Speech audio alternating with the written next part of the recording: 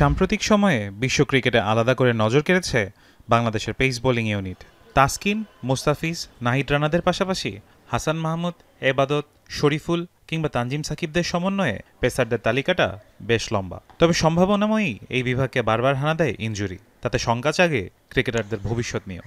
আর এসবের জন্য সাবেক পেসার তারেক আজিজ দুষলেন বিসিবির মেডিকেল বিভাগকে, সঙ্গে দিলেন উত্তরণের টোটকাও।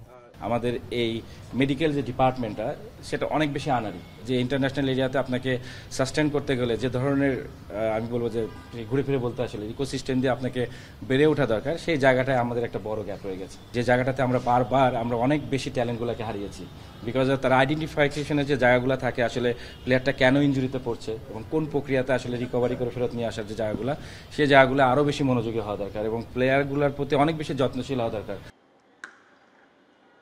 গেল বছর জাতীয় দলের পেস বোলিং ইউনিট নিয়ে কাজ করেছেন তারেক আজিজ, জানেন দলের শক্তি ও দুর্বলতার কথাও। তাই পাকিস্তানের বিপক্ষে আসন্ন টি-20 সিরিজের আগে দলকে বাতলে দিলেন সাফল্য পাওয়ার উপায়। Cricket game, anything can happen, but কনফিডেন্সের যে জায়গাটা আছে সেই জায়গাটায় আমার মনে হয় যে player call first, then planning এক্সিকিউশনে যে আমরা বলি যে প্র্যাকটিস মেথডটা থাকে, সেই জায়গাটায় আসলে কে কীভাবে অ্যাপ্লাই করবে। এবং টি-20 অলওয়েজ মোমেন্টাম গেম, এবং এই মোমেন্টামের জায়গাটা যারা ভালোভাবে গ্র্যাব করতে পারবে সেই টিমই সেই পার্টিকুলার ডেতে জিতবে। আপনি কাকে দিয়ে কখন কি বের করবেন, প্র্যাকটিস প্রিপারেশনের যে জায়গাটাতে আপনি যদি নিজেকে প্রপার ওয়েতে বিল্ড করে নিয়ে যেতে পারেন, তাহলে অবশ্যই আপনি সাকসেসটা আপনার পরে আনার চান্স আছে। সোমবার আরব আমিরাত ও পাকিস্তানের বিপক্ষে আসন্ন দুটি টি-20 সিরিজের জন্য আনুষ্ঠানিক অনুশীলন শুরু করেছে দলে ডাক পাওয়া ক্রিকেটাররা। সপ্তাহখানেকের ক্যাম্প শেষে দুবাইয়ের উদ্দেশ্যে দেশ ছাড়বেন লিটন দাসরা। ফারহান ইসান, এখন, ঢাকা।